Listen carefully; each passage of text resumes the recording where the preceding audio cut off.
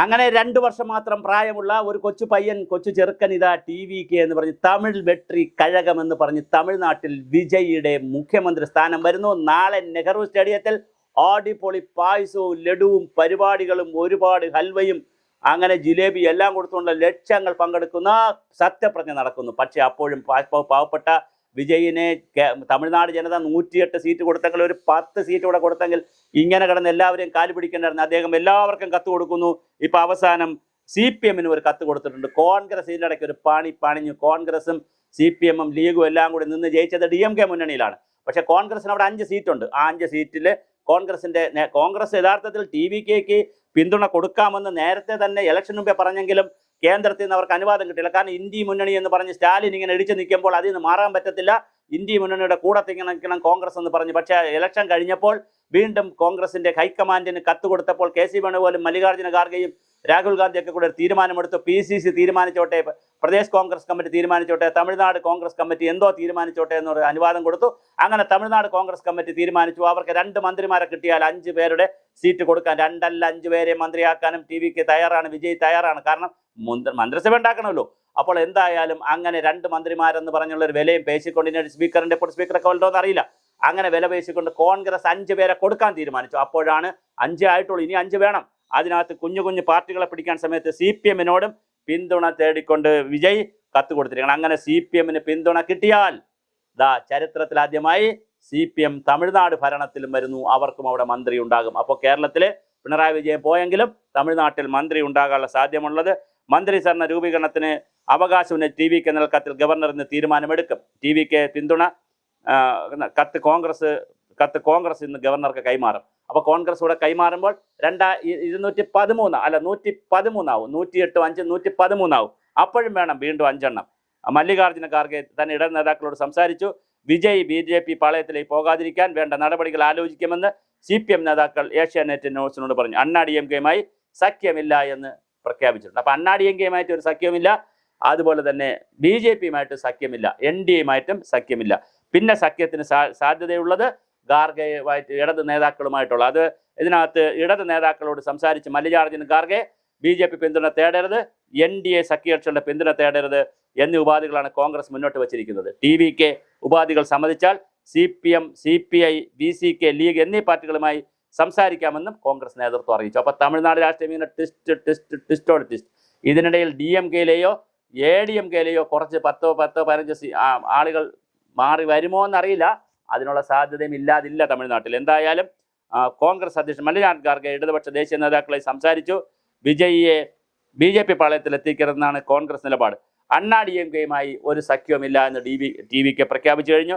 DMKയ്ക്കും ADMKയ്ക്കും എതിരാണ് ജനവിധിയെന്നും അതുകൊണ്ട് തന്നെ അണ്ണാ DMKയുമായി ഒരു സഖ്യത്തിനുമില്ലെന്ന് TVK general secretary Arun Raj പറഞ്ഞു കഴിഞ്ഞു. അപ്പോൾ ഒരു ഇതില്ല, TVK സർക്കാർ തന്നെ വരുമെന്ന് ഉറപ്പാണെന്നും അരുൺ രാജ് കൂട്ടിച്ചേർത്തിട്ടുണ്ട്.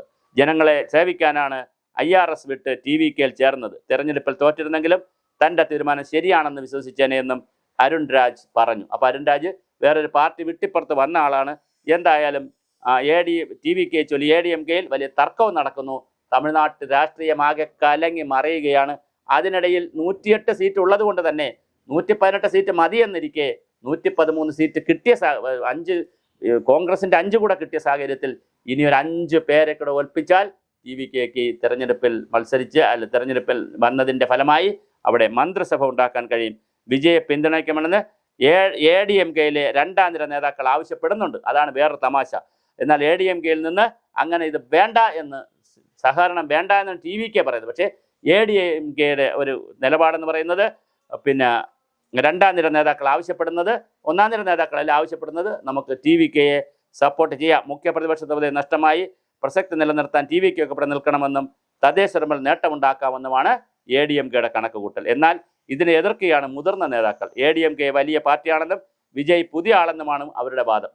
പുതിയ ആളിൻ്റെ പുറകെ പോണ്ട, ഇനിയും തെരഞ്ഞെടുപ്പുകൾ വന്നാൽ നമുക്ക് സാധ്യതയുണ്ട് എന്നാണ് ADMK പറയുന്നത്. അത് പറയുമ്പോൾ സ്റ്റാലിൻ വളരെ നിശബ്ദമായി മൗനമായിരുന്ന് കോൺഗ്രസിനെയും കുറച്ച് തെറി പറഞ്ഞ് ഞങ്ങളുടെ കെയർ ഓഫിൽ മുന്നണിയായി നിന്ന് കോൺഗ്രസ് ജയിച്ചിട്ട് ഞങ്ങളുടെ വോട്ട് വാങ്ങി ജയിച്ചിട്ട് ഞങ്ങളെ വഞ്ചിച്ച വർഗവഞ്ചകരാണെന്ന് കോൺഗ്രസിനെ സ്റ്റാലിൻ തെറി പറയുമ്പോൾ തന്നെ ADMKക്ക് യാതൊരു ബന്ധവുമില്ല എന്ന് വിജയ് പറയുന്നു. ADMKക്ക് വിജയ് മന്ത്രിസ്ഥാനം നൽകാൻ സാധ്യതയില്ലെന്നുള്ള വാദവും അവിടെ നടക്കുന്നു. എന്തായാലും തമിഴ്നാട് രാഷ്ട്രീയം വളരെ മനോഹരമാണ്, സുന്ദരമാണ്, രസകരമാണ്. തമിഴ്നാട് രാഷ്ട്രീയത്തിൻ്റെ ട്വിസ്റ്റോട് ട്വിസ്റ്റാണ് തമിഴ്നാട്ടിലെ ഓരോ. ഇനിയിപ്പോൾ നാളെ വൈകുന്നേരം ഇനിയിപ്പോൾ ഗവർണർ തീരുമാനമെടുക്കണം. നാളെ അവർ നെഹ്റു സ്റ്റേഡിയത്തിൽ ഇതൊക്കെ കിട്ടുന്നെങ്കിലും സ്വാഭാവികമായിട്ട് ഗവർണർ തീരുമാനമെടുക്കും. കാര്യം 108 സീറ്റുള്ള സ്ഥിതിക്ക് 118 സീറ്റ് മതി. 113 സീറ്റായല്ലോ കോൺഗ്രസ് കത്ത് കൊടുത്തു. 110 ബാക്കി നിയമസഭയെ ഭൂരിപക്ഷം പിന്നെ തെളിയിച്ചാൽ മതി. അപ്പോൾ അതിൻ്റെ ഇടയ്ക്ക് 5 സീറ്റ് കൂടെ പിടിച്ചാൽ മതി. അപ്പോൾ അതുകൊണ്ട് 5 സ്ഥാനാർത്ഥികളുടെ 5 MLA-മാരുടെ പിന്നെ സഹായം പിടിച്ചാൽ മതി. പിന്നെ അതുകൊണ്ട് തന്നെ തീർച്ചയായിട്ടും വളരെ രസകരമായ ഒരു കാര്യമാണ് നടക്കുന്നത്.